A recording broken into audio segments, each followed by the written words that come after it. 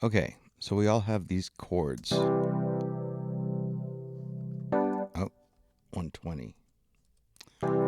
First thing I want you to do is you're going to go to File, Save Session As, and you're going to add rock to the name that you have for your session. That way you're going to end up with multiple sessions for each, or one session for each genre.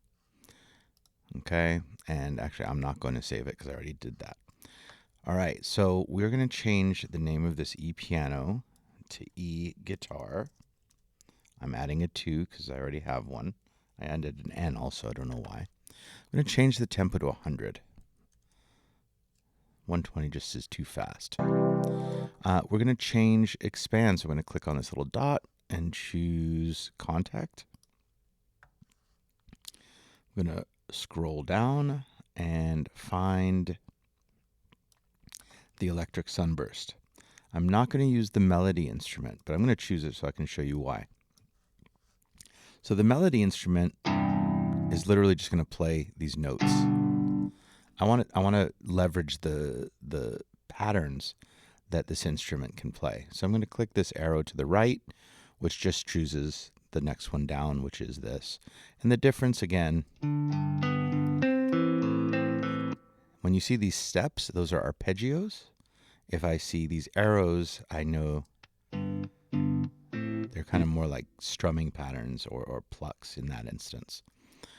If you go to the right or the left, for that matter, you choose what's called a song, a different song. Think of it more as a category, and the category has different patterns.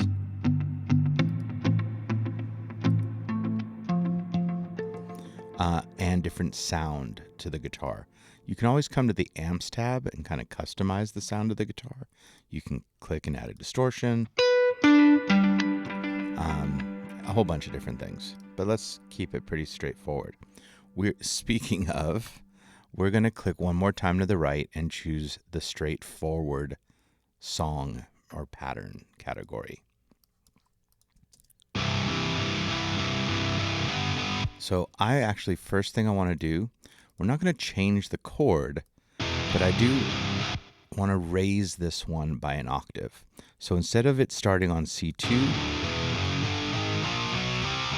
and by the way, I used the up arrow, which is very easy to move your notes.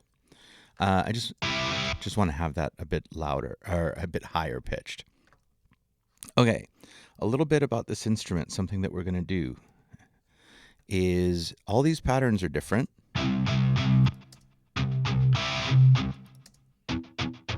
And that's super cool because you can change dynamics and have things change.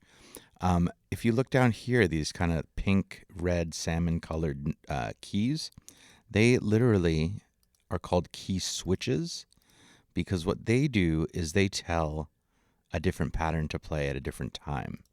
So when you see this C1, C sharp 1, D1, etc., those are what note in the first octave triggers that pattern. And you have some empties here that you can kind of go and scroll around and find others. We're going to start, I want this song to start on D1 or on straightforward C. And I want to end with some scratches just to kind of really have a clear difference. So what I'm going to do is I'm going to come down to D1 and I'm going to doesn't have to be long. So that established that it's going to be that pattern. And then just before the last chord, I'm going to go to F1. So here's F. And usually it just works better to give Contact some time to have that key switch happen. So this is what it's going to look like if I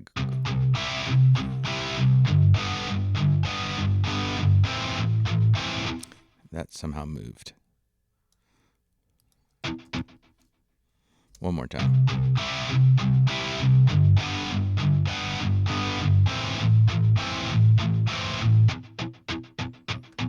Okay, and what I really want also, actually, I'm going to bring that back in a second, is that just feels really slow. I don't want to go much faster than 100 because my drums are already going to be pretty up tempo. So I'm going to go to the playback tab and I'm going to choose to double time it. So instead of changing my tempo to 100, I'm just going to have the guitar play at 200. I'm going to have the guitar play that quickly instead.